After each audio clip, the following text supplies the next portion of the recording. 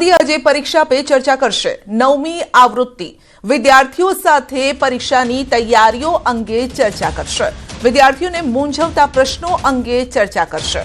આ તરફ આજે સવારે ગાંધીનગરના સુગડ ગામમાં પણ કાર્યક્રમ છે, જેમાં સીએમ ભૂપેન્દ્ર પટેલ, શિક્ષણ મંત્રી પ્રદ્યુમન વાજા હાજરી આપવાના છે।